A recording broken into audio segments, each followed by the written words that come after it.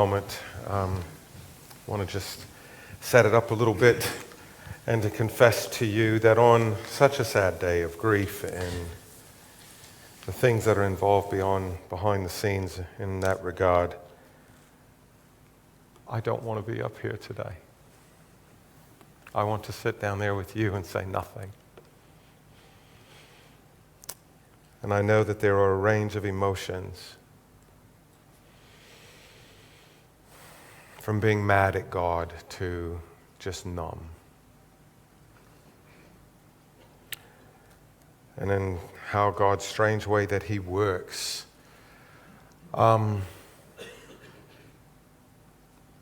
Today was, arranged months ago, but I think there's something there for us where we are right now.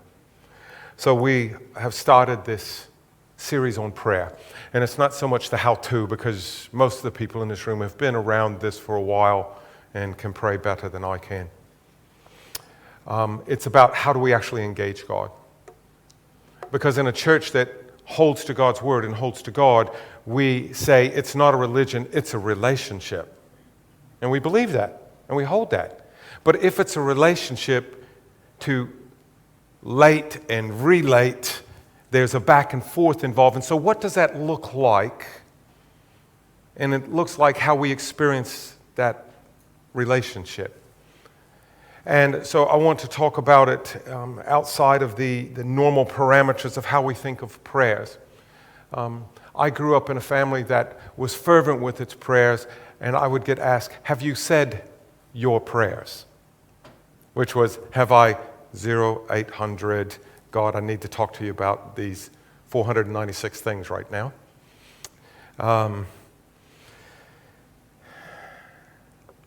But we've entered into this series where we're going to talk about what God's been doing. And last week we talked about adoration not being us just pouring out words of truth, in fact, back to God, but to actually understand that prayer and adoration is an invitation into that relationship and into intimacy. And we talked, we had a video for about 6.5 minutes by Peter Gregg, who until recently was at Holy Trinity Brompton and started the 24/7 prayer movement globally. And if you've participated in Thy Kingdom Come, that was a Peter Gregg initiative as well. And his talking about that expression of being with and loving and relating with God at an intimate level. This week, we're in the second part of that series on the listening and being with God. I call it praying when you've run out of words. And if you think of prayers of any other religion, any other attempt to connect with some divine being, however it's defined, it normally is this mediated contract where you have to and you're supposed to do and say these things in your prayers. But in a relationship, it's multidimensional and it has every emotion involved in the book.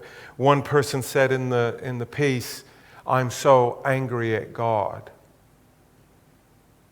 And that is so human and so part of a relationship. And all you have to do is read the Psalms and find places where people were angry at God or Job or. So as we get to this week, I think there's something about being able to have a place in a way that I don't have to have words, but I can be with God. I can pour out myself to God. I can sit and wait for God to talk back. That's so important. So we're going to talk about something that when I first discovered it, it was 24 years ago. And I had prayed and I would intercede by name and I would work my notebook. I had been mentored by a fellow in his 80s at the time, and you went to his house and there were 2 recliners with a table next to him and those slanted, sliding things that could go flat or be slanted. And they had 3-ring binders, thick 3-ring binders, with all these prayer requests on little index cards taped in them. Thousands of them. And they would work through those. every week. They would just work through them and lament and pray, and they were at the point where that was their gift to God and to the kingdom. And so I had been formed by that. And I was leading this really large ministry, and I was studying the sociology of how you engage with people and methodology of what works and what triggers and how we can organize and do these things. And I felt like a program director on one of those massive cruise ships. And we had grown and reached a point where it just felt we were pushing against a wall.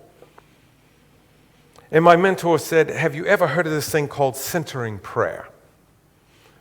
And it sounded kind of Eastern and Buddhist to me. Kind of Star Wars and the Force. Become one with the Force, Luke. And I was kind of nervous about it. But he said, "Look, I want you to go spend time, because you hear from me all the time. I want you to go spend time with this Franciscan friar." So I went to the friary and spent some time with this Franciscan friar.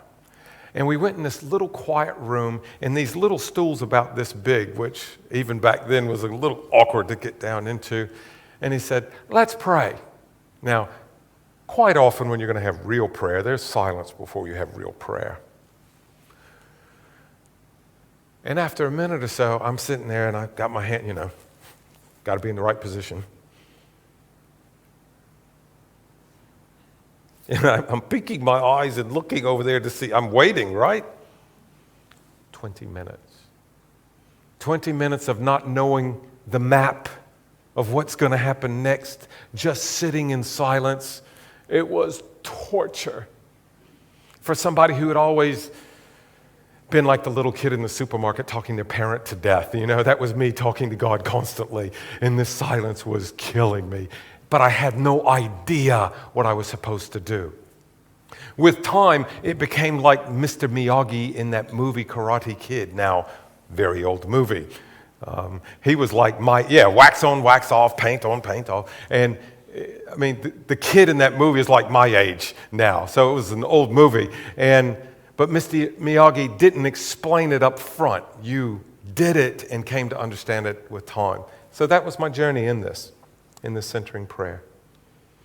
So in learning this, I just want to share it with you, not as an expert, just as somebody who's on a journey.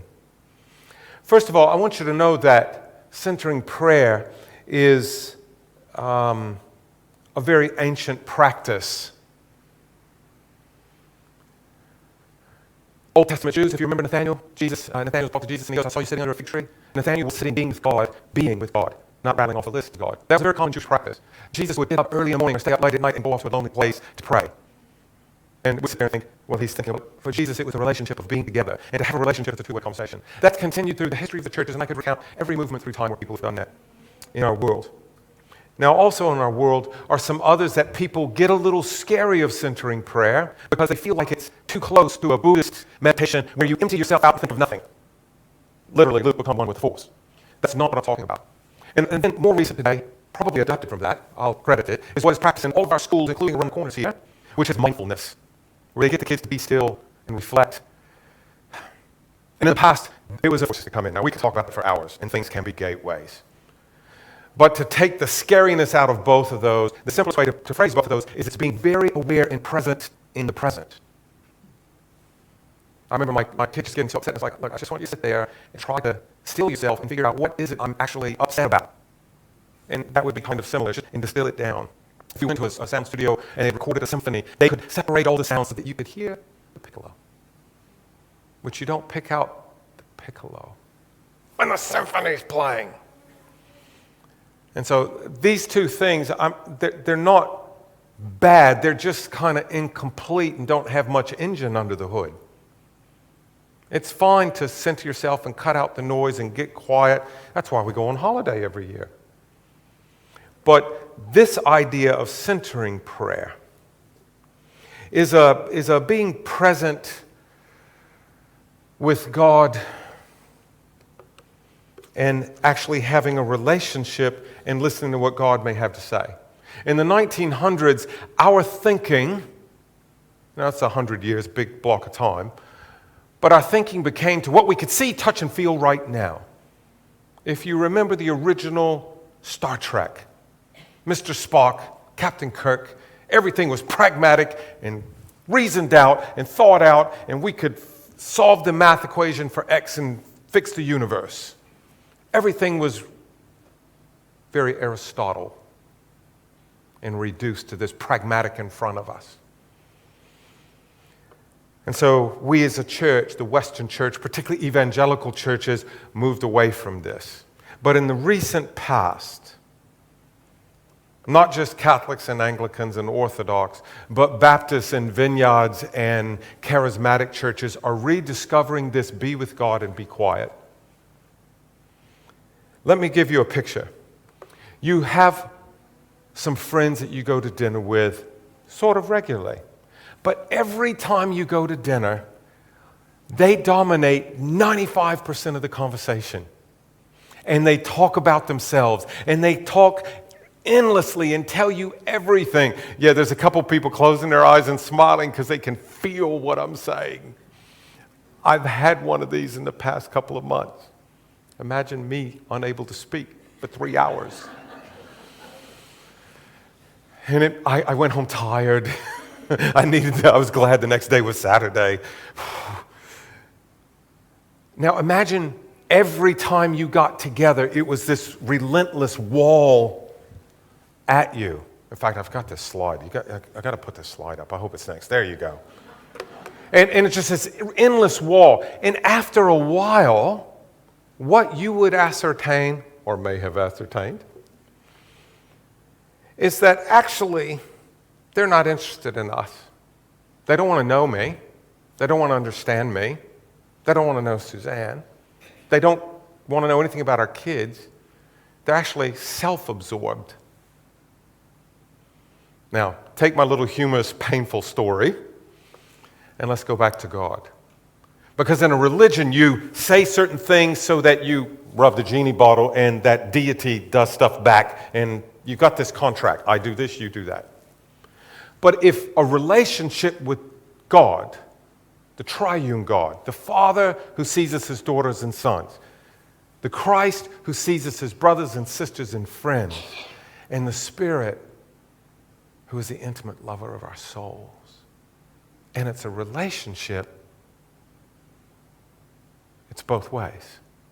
There has to be space for us to let God talk to us, to listen.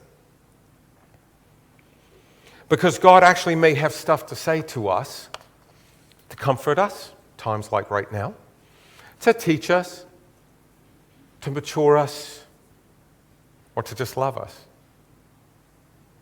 enjoy us. But the thing is, what does it look like in a pragmatic world? What does it sound like? And it basically depends. For me, and this is my experience, if you were to talk to Margaret, who is more versed in this than I am, but she's in the middle of selling a house for the first time in 26 years, she's a little busy. God bless them both.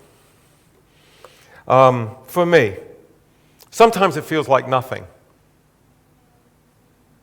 I don't hear him, I don't feel him, I'm too distracted. Even when I try to get quiet, the noise is just there. I'm too mad. One of my sheep has bit me. And I'm just not, God, I'm not feeling it, but I'm here. Sometimes it's later.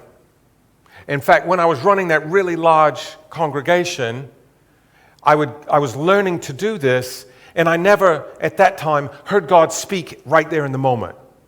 But later, as I faced things during the week, I just knew, in a new way, a new, powerful, affirmed, assured way, what God wanted me to do. You know that verse, the Spirit speaks to our spirit deeper than words? But with time, as I apprenticed in this and learned this and kept at it, I'm ADD.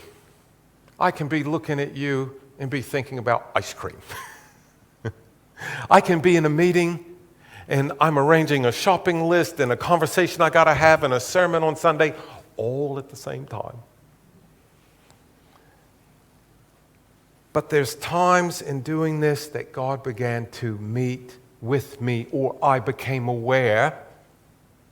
I grew in the ability to hear what he was actually saying. Now, we live in a time where, we're actually a lot alike the people in the first century. God, give us a sign. I can just see Jesus. I wish they recorded Jesus' facial expressions in these biographies, these Gospels of Jesus, because I can just see him rolling his eyes. Give us a sign, give us a sign. You want a sign? I'll give you the sign of Jonah. Go in the fish for 3 days, die, come back to life, be transformed. There's your sign. So don't approach it to manipulate God and look for splendor. Because he's not in the wind, and he's not in the fire, and he's not in the earthquake. He's in the quiet and the stillness. Because he wants to meet with you. No matter where you are in the journey with God, no matter how long you've known God, no matter how young or old, no matter how spiritual or unspiritual, he actually can't wait to meet with you. Just like when a loved one or a friend or one of your kids rings up. You guys know my kids better than anybody because you hear the stories about them all the time. And this week, Logan calls me, Dad, I need your advice about something. Oh, I get to be a dad again. What is it, son? And I'm listening. 21, conquering the world. Now, how do you do it? One of the first things when I would go home to New Orleans and my mother's there and her English traditions are deep in her bones, but she's living in this crazy French city, she would always have me pray for the meal because I'm the shaman who has the magic pocus over the meal that you don't, right? My eyes rolled for anybody who listens to the tape. So I would pray. I would always be really brief, and I would have my eyes open. It would drive her nuts. Why do you pray with your eyes open? Because God wants to see what color my eyes are. There's a lot of people, and he forgot.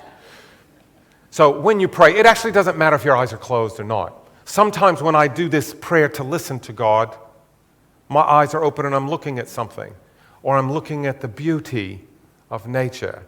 For me, on Friday, it was the silk tree. You know this tree?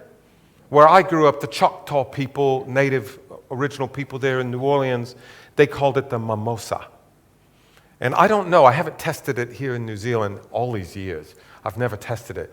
But in the evening of the variety of this same tree that's there, if you run down the little spine of the leaves, it folds up. Do they do that here?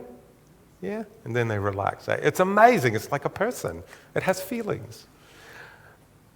But that was my sign as I prayed and I walked and I just stopped, I sat down and I just looked at one of these trees. It was warm, the breeze was gentle, those delicate flowers that are so delicate. So my eyes were open. Now, if you've ever participated in the gym, you normally work the big muscles and then you work the smaller muscles because you want the big muscles to get tired so that you have to use and isolate the smaller muscles so they get worked as well. You can tell I'm there every day. So here's what I do. If you go talk to Margaret later, you'll get the right way. But you're stuck with me right now. I first still my body. I don't recommend lying down unless you want the time with God to end in a nap. But I normally sit, but I try to sit comfortably, but sit upright. Because there's something about how our brains connect and all that with doing that. But I try to sit very comfortably, and I normally position my hands just so they're open. There's something mental about that too. But I just still myself. And then I still myself one part of my body at a time, starting with my head to my neck, to my face, to my body, and out to the extremities, all the way down, last is my toes. Now, I'll give you an experience. So just sit still and nice and comfortable with your hands there. Now become very aware of your toes. Feel the shoe or the sock or the toe next to it Just try to become that aware, which you got to still all the big stuff and just become very aware of your toes. Wiggle them if you have to. And you can actually feel the sock or whatever around them. And so I'm stilling myself to become aware. But I focus on each part, and I try to relax my shoulders. And then my arms, and then down to my fingers, and just consciously, overtly try to, fingers relax. And then I do my mind, because I'm busy. All the time I'm busy. I got a lot of things going, a lot of disparate things and I need to still that ADD, spinning gyro mind. And it's hard for me because I got to remember things. So what I've done is going, okay, I'm not going to forget this. Sometimes I'll even have a pad. I'm just going to write that down, one word, so I don't forget. Now I can let it go. But I just put anything that's on my mind aside. And for now, I just put it on the side for now and tell God, I'll pick this up, but for right now I'm going to put it on the side. And then one of the most difficult parts, I need to still my emotions. So I've sat there and I've stilled my body, I've stilled my mind from all the things I'm on about. Now I just need to still my emotions. Not have to be in control. And then here's the hard part. This is the iceberg under the water. Those three things are above the water.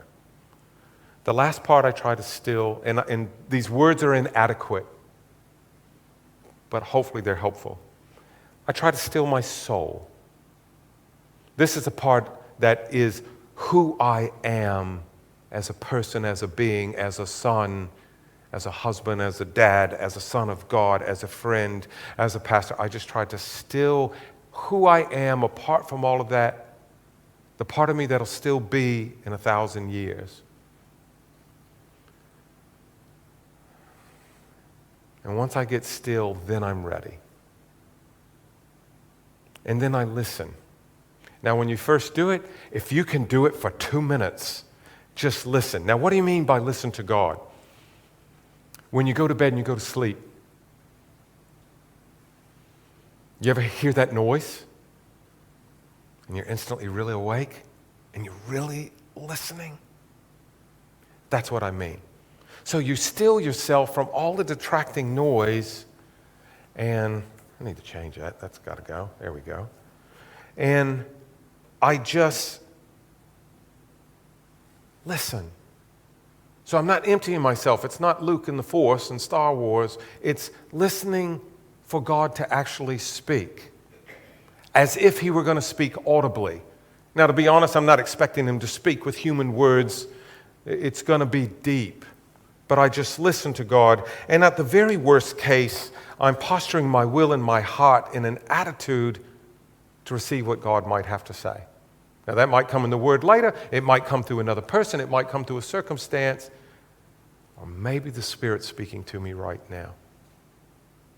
But I'm being in relationship, and I'm not being that couple you go to dinner with that overwhelms you with the one-way conversation. I'm actually opening myself to relate with God and let God talk back, not just me talk to God. I'm not diminishing God speaking through his word.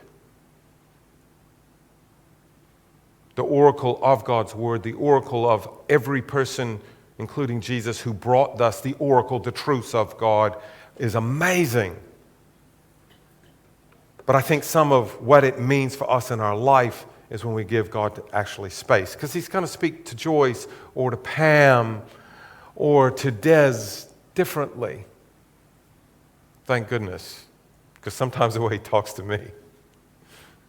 Yeah. I'd encourage you that if you start doing this, just start with 2 minutes and grow it with time. Grow it with time and give it time. I don't always have 20 minutes to give it.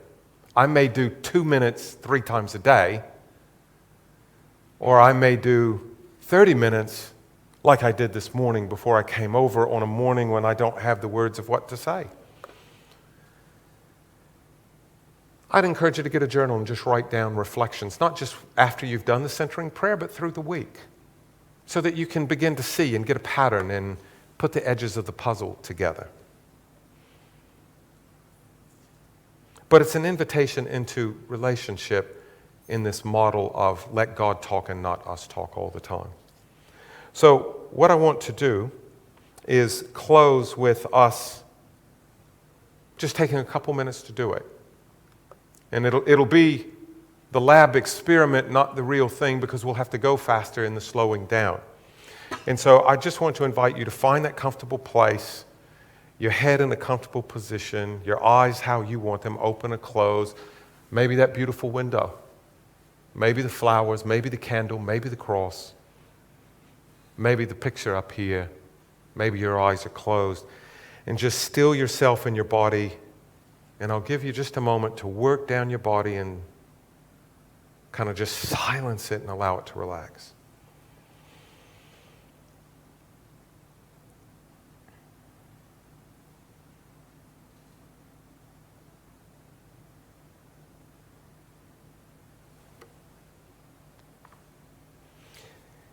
And now, with your mind, all of the many things on your mind right now, just quiet. Still your mind.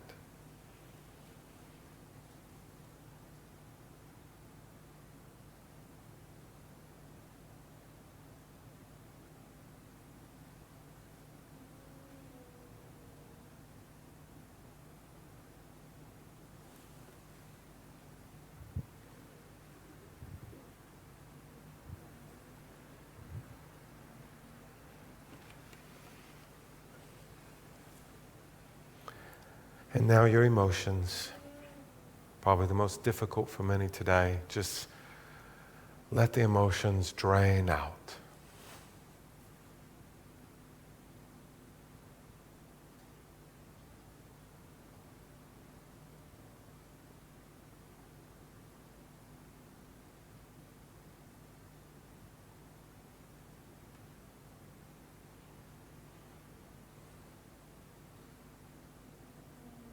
And now your soul, the very center of who you are as a person.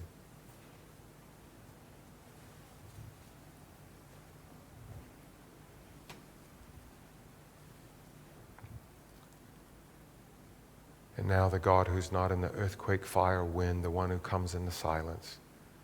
Let us listen for the piccolo and what he might say.